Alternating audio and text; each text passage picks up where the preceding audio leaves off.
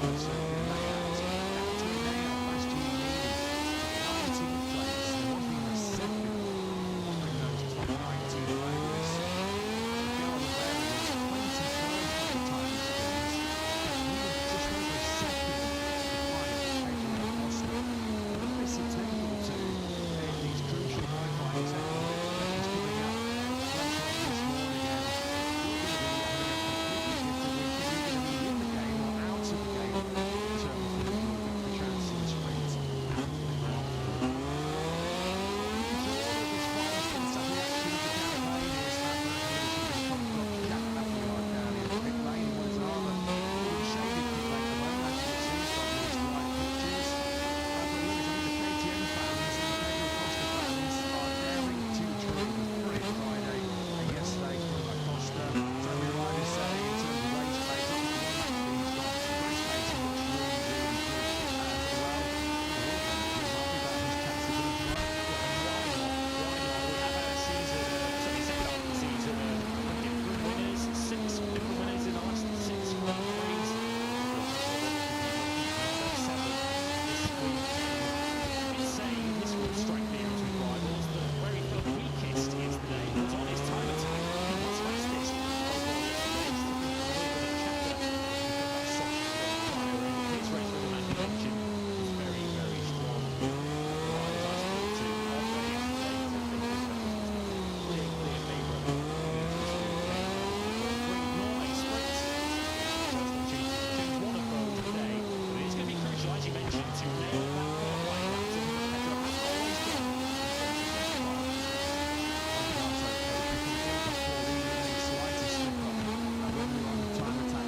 Put a smile on the face of Pedro Acosta. Fans have, of course, will he be victorious for the first time in MotoGP? Will he come back to start 2026 with orange hair? That's about the behind the scenes bet he has with KTM test rider Alex Pedrosa. They were joking about if he does win this season finale that he will have to dye his hair KTM orange. I've been to Miguel Oliveira, of course, that were only 2 previous KTM Grand Prix winners. I'll give that second though. He's going to pose another big bet on the factory and put some turnaround yesterday afternoon for this small event. Way down the order, chilly start to proceedings on yesterday. He bounced back 139.293. The same RSGP he crashed early on in the session. Great work by his Ferrari factory crew. What's interesting about the crash that Vettel had yesterday is that he was following Pedro Acosta at the time, admitted that he was trying to take the same line through that corner as Pedro Acosta and also just released the brake a little bit too early on the way out of turn 4, which accounted for that crash. But yeah, spectacular recovery from Bez, just half a tenth separated the top 2 yesterday. Those Marquez on their heels, trying to put it going. So as you mentioned, the 3 riders who had the podiums to themselves on Saturday and Sunday last weekend look like the clear 3 who will be fighting for victory today and tomorrow as well. After Vettel looking to end this campaign with back-to-back victories, something he has never achieved. Maybe a surprise package sticking his nose in that podium fight. Could be Frankie Morgan. Had a really good Friday. Fresh off the back of a rather nasty incident which needs to end himself in turn 5 on that one in Portimao last week. They get entangled with Thomas Magro and the KTM as well. And they had last year. He had a nasty whack on the left side of his head. He did have CT scans at a local hospital in Portugal. He was declared fit, and he's been fit and fast so far here this weekend. Pecco Bagnaia, well, it's long odds, isn't it? Needs to go right. Long odds for Bagnaia to take third place in the World Championship away from Marquez. This fellow Italian definitely needs to have a collapse in this final Grand Prix in Valencia. Bagnaia needs to win the sprint and the Grand Prix. Unfortunately, I hate to say this, that seems at the moment like a very likely scenario. At the moment, you don't see any of those boxes being ticked, do you, for Pecco Bagnaia to overhaul that 35-point deficit? Asked him what his emotions were like yesterday at the end of another tough Friday, and he said simply, flat. I felt flat when I came into the box after another Friday that went wrong for Pecco. Once again, changes they tried with that Ducati did not work. Everything they tried this season hasn't worked, with some very occasional exceptions. All team Pecco Bagnaia today, just again, to the line up as he was. Just mentioned something about the outright pace, and he missed the top 10, 10.5. That was enough for Bagnaia to finally only qualifying one yet again. Of course, last time wasn't qualifying one, was in Malaysia. Into pole position. Some really good rides actually on that final Friday in 2025 yesterday. And we just saw him on screen, Jack Miller. Come back with Yamaha star, leading Yamaha rider at the end of the play yesterday was Jack only 3 tenths away from Acosta, 1,000 seconds behind Alex Marquez. And two Yamahas already directly through into Q2, joined by Fabio Quartararo, who crept in. He just about found himself inside that top 10 yesterday. Quartararo in by just 5. It's the second bloody French man. On Fabio Quartararo. Dangerous because they could get through in the flow and feel comfortable. Talking with a lack of feeling. The pace setup they ran the last couple of Grand Prix hasn't really worked. A lot of riders yesterday were saying that the surface was pretty dirty, not very clean, not a lot of grip around. I think a lot of riders thought that there'd be a little bit more rubber on the circuit yesterday. Most of them didn't know this morning in these very nice sun-kissed conditions. Might expect to see 128. Maverick Vinales is the all-time lap record holder here in Valencia. 128.9 set our last performance here.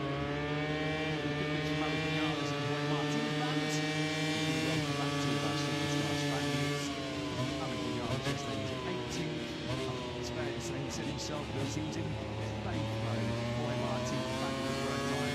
So turn one of the sprint from the van. We're going to go to new fireworks. So a couple of hours later, this is all about seat time, no mistakes, no crashes. A little concerned about what further damage he could do if he does crash again and re-injure that shoulder that he has only just recovered from. Yeah, world champion, or the former world champion, still has the number 1 on his helmet and on his Aprilia, at least for the next 24 hours or so before he loses that for 2026. This is all about looking towards 2026 right now for Martin, who has said that if he does feel that the pain is too much or the discomfort is too much, not in his best interest to continue in this weekend. He is prepared to stop any long-term gain from what he's been through this season. So good to see the world champion here on the pit wall there, sitting alongside Davide Tardozzi, here to officially be acclaimed as the world champion at the MotoGP Awards tomorrow evening. Marc Marquez is here. Said yesterday, I'm sure you've seen it all across several social media channels. Yeah, welcome back, Mark. Sadly, not a welcome back on the circuit. Not going to see Mark turn and win an anchor on the factory Ducati until this fan test in early February. We did see him talking to his crew and Ducati management in the factory garage yesterday. Taking that right arm and right shoulder, being immobilised 4 minutes after the first lap contact with Marco Bezzecchi over in Mandalika. He was talking to the team and said, "We're never getting to allow crazy where the man possible." So still can't really do any exercise or certainly no even return on wheels right, but at least another 2 weeks was what he said. He said the recovery is on track, everything is going to plan, but it's a slow process. And what we know, how many times did we hear Mark say this year what he has learned, painful lessons from 2020 in the red, is don't rush your comebacks, listen to your body. So Mark Marquez is not going to push it back into a rigorous rehab that he was playing for in the winter. He is absolutely 100% okay. Listening to his body will also be having Vinales here this weekend. The 20-year-old back with temporary KTM squad, which at least has given Paul Spargaro a much-needed weekend off. Vinales is trying to, I guess, build up some strength once again, missing a bit of flexibility on board that KTM to get his body in the correct position around what is a very, very busy 4-kilometre Ricardo Tormo circuit, which manages to cram 14 corners into essentially a which will certainly produce an exciting atmosphere tomorrow.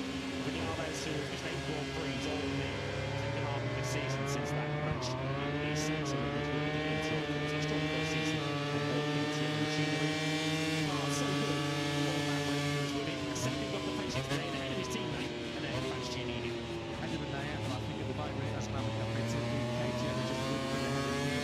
Tries to blow on it's not an easy day as he expected, but the best possible that it was.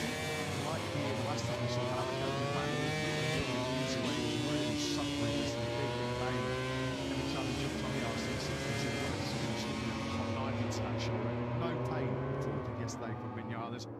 showing how wise and sensible it was for him to maybe just step out of the action once again, give that shoulder a little bit more time to recover. Still nowhere near 100% fit. More than capable of giving him some courage, especially on lap times for the guys. There's another drivers back in action this weekend. LH's Fargo, one is a rapidly improving factory Honda. I'll see two on the Marine Veland, Curry and LH this weekend. If you compare the Honda when we started in 2025 in 10 and the 2024 to the Honda that is now circulating here in Valencia, night and day difference. Which actually was pretty close to getting himself into Q2 yesterday, 13th on the timesheet, but he was not even 0.2 of a second away from being inside that top 10. Didn't he was riding with himself a bit yesterday. There's more to come from the 36-year-old.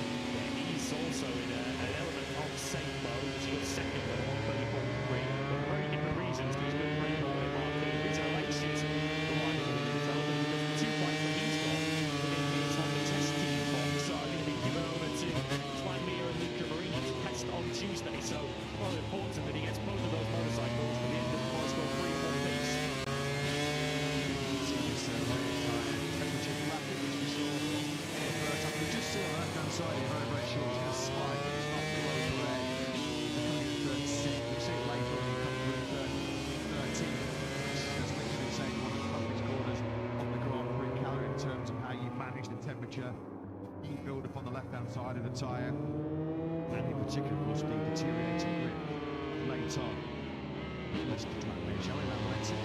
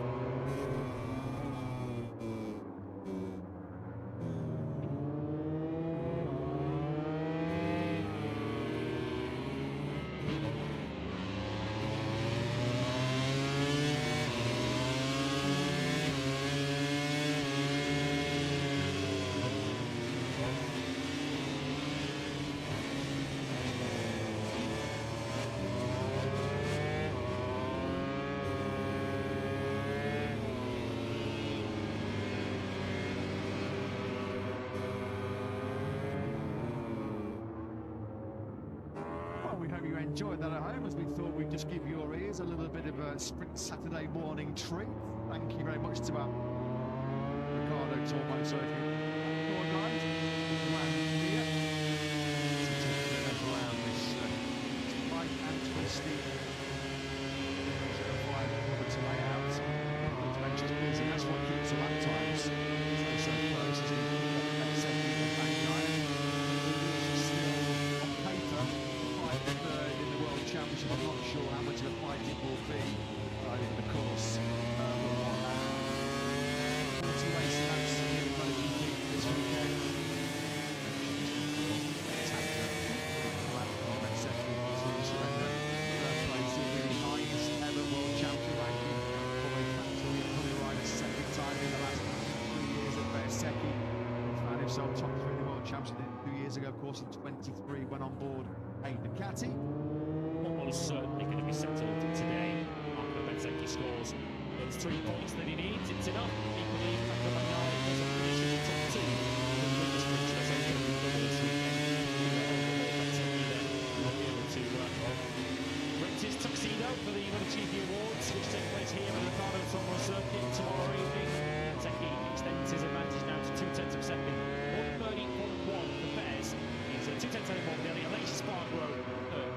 strong weekend on that experimental testing Honda RC213B. Bit of a tough old watch this for Marc Marquez, running from the pit canopy of the factory Ducati team. This is one of 6 anti-clockwise tracks we go to on the MotoGP calendar. Marc Marquez is just almost unbeatable with the anti-clockwise circuit. So penciled in having the Crown World Champion over the Valencia Resort Mategi in late September. At the time, when he won 5 Grand Prix Germany, the Multi Free Final, the Multi Valencia, those 2 circuits where he really backed himself to manage to pitch. Now, in MotoGP, sadly, denied the opportunity to see the name of the right shoulder in the Mandalay level. Wondering which of the issue of not appeared there is a series of one that's really the issue of his run that Marc was going to be missing from 2 Grand Prix in February down in Malaysia, hoping for a return for our final European doubleheader of the campaign. This is an injury, unfortunately, yet another significant injury. I've actually read reports from MotoGP sure that they could be on the shot. They were missing another Marc Marquez didn't step away, but it wasn't that long that he would rush come back. There was a risk that there was another congratulations to that shoulder. He's going to be putting his career at risk once again, and Marc's been there too many times before these last few years. So he got the taste of winning back again in 2025 and he wants that back, but he's going to rush it with, I think, really on the line in his final Grand Prix of the season. One of the screws in his operated humerus bone was slightly bent, we understand, in that injury, in that accident that he sustained in Indonesia, which also needed repairing, but that has been successfully repaired, so Marquez fans should worry about that. Marc will be cheering on his brother this weekend too, as Alex Marquez was clinched second in the World Championship in Malaysia, and then took his sprint victory in the sprint of the season. Tonight, and the gold medal days ago in Portugal. It's fair to say that the 13 lap battle this afternoon's got a tough act to follow. When Marc checking that shoulder arm, Marc made that French skill, I think he was his physio, he said, "Oh, don't worry about that, he's had that right." I think they're probably going to rectify what Marc was once again, unfortunately, back over the big surgery tonight. Happy ride on board with El Diablo. We had a bit of a fluid leak at this point of the circuit yesterday. This time around, there's no mechanical issues to Honda Quattararo. Yamaha. Let's have a look at the lap time. Let's have a quick check. It's Marco Bezzecchi. He's away in Italian 1-2 at the moment. 20.104. He's got back over 2 tenths clear of Morbidelli. I have to say, like a look at Morbidelli so far this weekend. Third on Friday was Frankie. And this year he's been top 3 on the opening day. And it's obviously worth noting that, well, he did win the Valencia Grand Prix here 5 years ago, back 2020, after an epic fight with Jack Miller. What a last lap that was in MotoGP. So he's got previous here as the 30-year-old Italian. A couple of podiums as well, I remember in Moto2. So yeah, Morbidelli might be a little bit of a dark horse contender this afternoon and tomorrow in the Grand Prix. Pleasure chatting to Frankie yesterday, who will never use 100 words when 10 more was. I didn't ask him about the fact that no one's really going to need to lose this weekend. And how is that going to impact on the action? Should be really exciting. He said, yeah, pure racing every day. Exactly what I like. Although he did also say that when it is pure racing, he sometimes needs to just have a little word with himself, calm himself down. And usually when we do have those kind of races, he gets himself holding a few strings. The black on Sunday and one today. We love Frankie, but he characterised me a man of a few words, which is not ideal when you're working in the media. With him, a man of a few words, and unfortunately Frankie's makes a few podiums really so far this season, particularly when he's on a GP24, which has carried Alex Marquez to second in the World Championship. Carried Alex to a whole bunch of podiums, and a 25 podium that's gone away in Spain. Podium down this year, only gone with podiums in Argentina. Long time ago since his last one over in Qatar. Looks like, well, we're going to take a pause very soon, because we can just see Marc on in the headset and right on cue. That was our guest. So it's great then to hear from the 7 times MotoGP World Champion. I'm getting ahead of myself, aren't we? Almost in 2026 already. Jack Appleyard with Marc Marquez. Yeah, great to be down here with Marc, and it's an easy first question, Marc, the one that millions of fans around the world want to know. How are you? How's the recovery going? Yeah,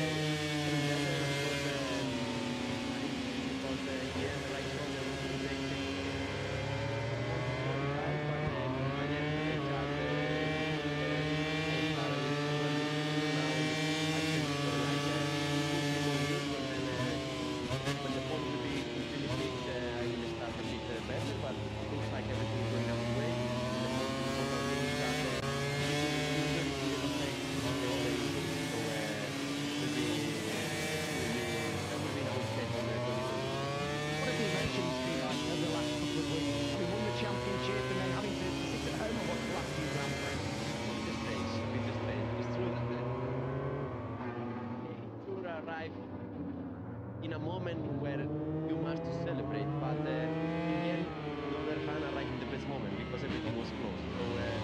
So yeah, a lot of up and down, but you know, the victory will not affect the way that I celebrate with family. Just finally, have you got your tuxedo ready for Sunday night? I'm working ready and everything ready to take it forward. We look forward to seeing you there, and hopefully we can party on Sunday night. Enjoy the weekend. Also, I heard that coming some big names. Daddy Yankee, I'm sure we'll see you dancing. Let's see. Thank you. Mark. Thank you. Yeah, and the biggest name from MotoGP, of course, Marc Marquez, will be present. He's already picked up the Tower of Champions once. Those incredibly emotional scenes over in Japan in late September when he came to the ball again tomorrow. So really truly was reign will start as MotoGP World Champion. We wish Mark well. What is another to rehab? Unfortunately, this part of it is well versed in over the last few years. How many times has Mark tough elective surgery for one and then one another.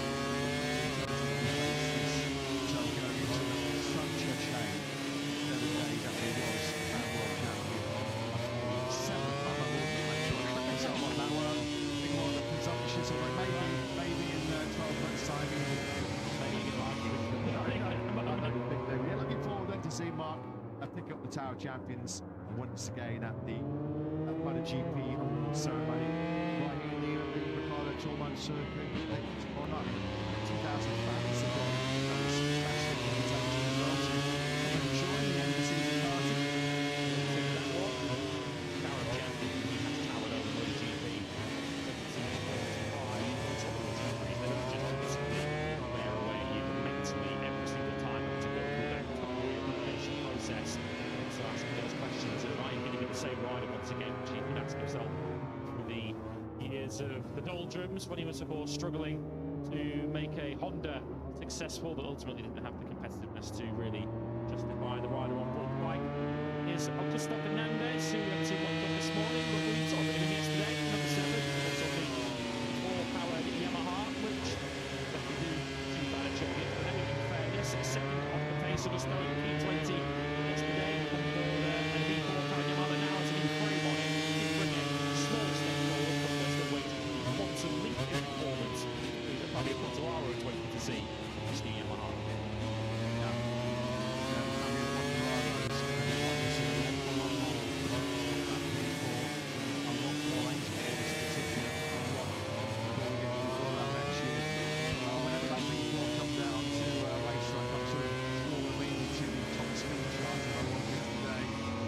This morning, once again, I'm afraid to say, doesn't make for pretty reading for that new V4 because Augusto Fernandez once again is right at the bottom of the speed trap figures, 324.3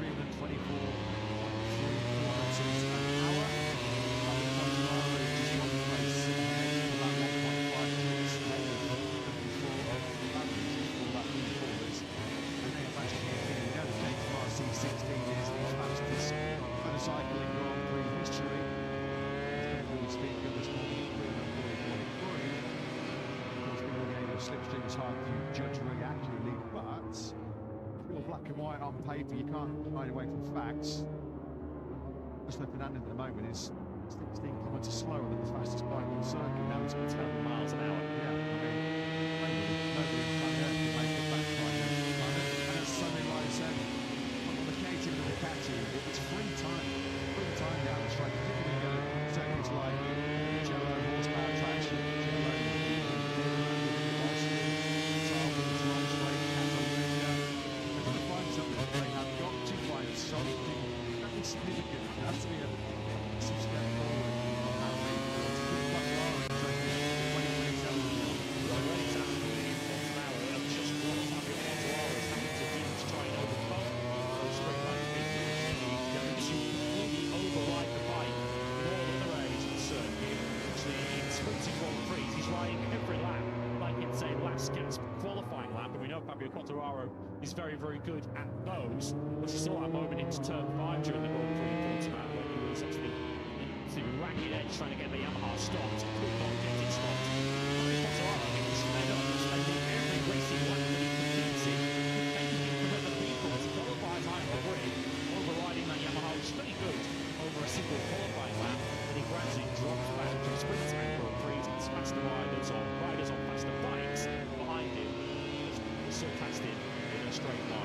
ultimately, and that is proving soul-destroying for the 2021 world champion.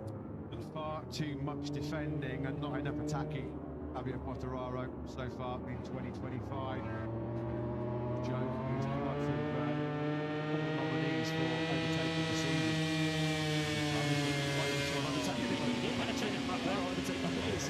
Scratching his own head to work out what he'd actually been able to make an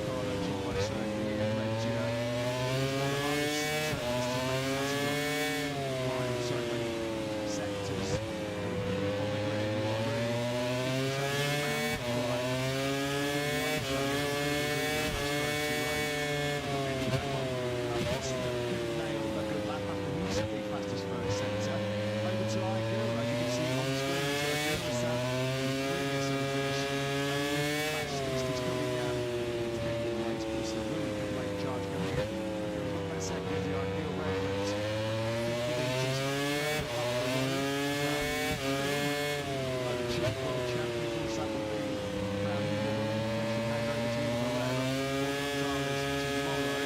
First time on a final top 6, and that's going to be better because White on the checkered flag.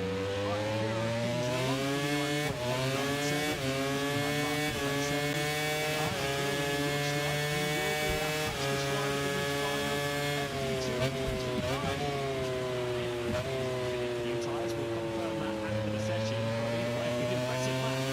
Impressive in the video is Trackhouse team principal. I want to give a shout out to the victory ride and returning Jorge Martin in 11th place this morning on 1:30.520. Full 13 laps, only pretty much the same sort of mileage as everyone else seen if we had that in the session. It's only 6 tenths of a second off the pace for the 2024 World Champion.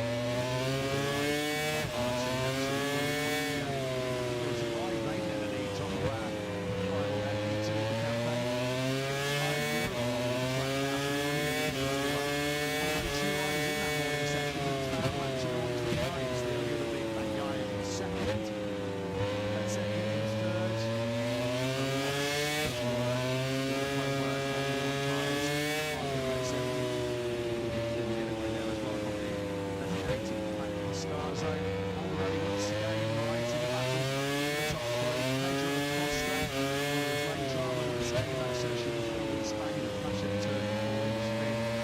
Alex Marquez running at the top 6. That's Yamaha on this occasion. Cantararo at 7th. Aldeguer late Spargo Valdi and this win on top of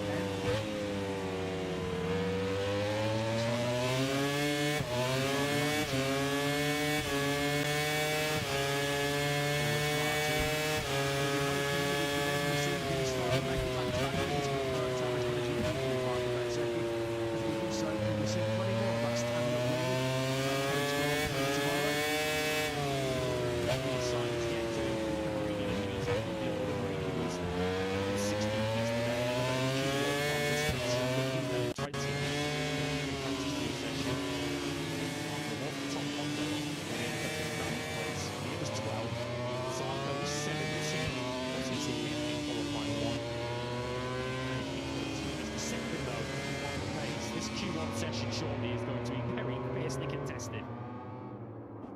And this season, Pedro Acosta's put his mechanics under the cosh. Yeah, let's hope that it probably is just a little bit of cosmetic damage because this could be costly. That's number 1 RC16. Just seems ridiculous how they've only front end there. What even the cheapest talent of Acosta bringing that one. I think that one up right into the screen, as you can see. Here the pictures himself.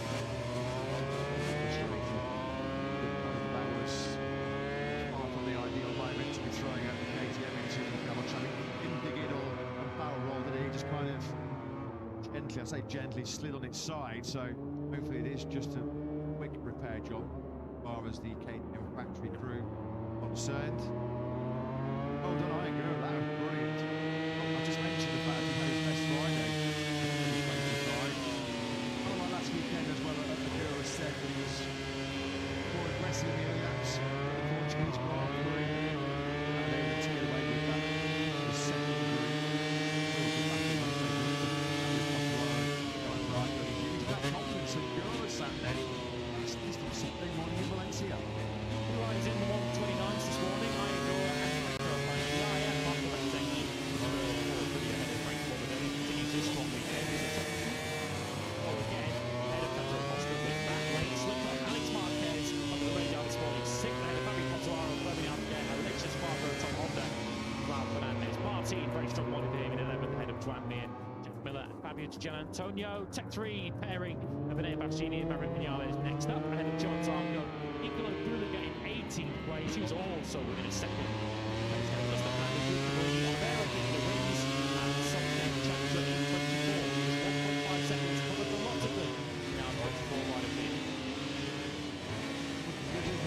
Brilliant here on Sprint Saturday. 2 bikes in the top 3. Moving away was Iron Gura.